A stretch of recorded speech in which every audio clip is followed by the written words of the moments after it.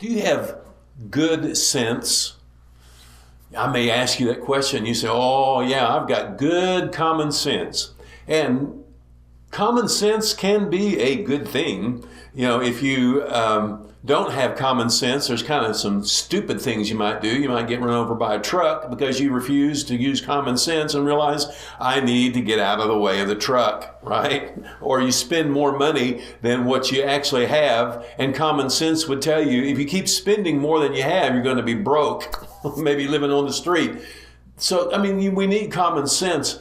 But when it comes to the things of God, common sense can work in certain things, but at the same time, it will not work when it comes to the area of faith. And a good example of that was, there was a guy named Thomas, and he was there when Jesus died and all the other apostles were there. And Jesus resurrects from the dead, and he comes back into the upper room where the rest of the guys are, and Thomas wasn't there. And they later told Thomas, hey, we saw Jesus. And Thomas says to them, I don't believe it. I will not believe that Jesus is alive unless I can see him, unless I can put my fingers in the nail print of his hands and his side. And so Jesus shows up later on, and Thomas is there. And he says, hey, Thomas, come here. Look, I am alive. Stick your fingers in my side. Look at my hands. And all of a sudden, Thomas goes, oh, my Lord and my God. And Jesus says, Thomas, you believe because you've seen, but blessed are those who haven't seen and yet believe. We have to understand that this is part of the essence of faith, is that you're able to see without seeing.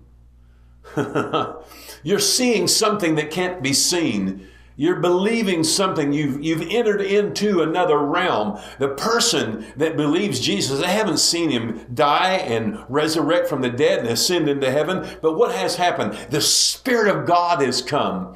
The Holy Spirit has come, which you can't see, but you can see the evidence of him. When he comes inside of a person, he lives in them big and strong and powerful, because he's big and strong and powerful.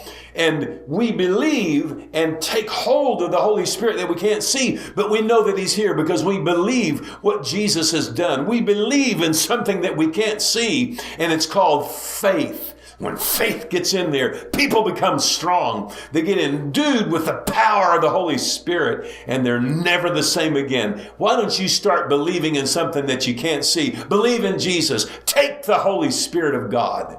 Whoa, I'll see you tomorrow.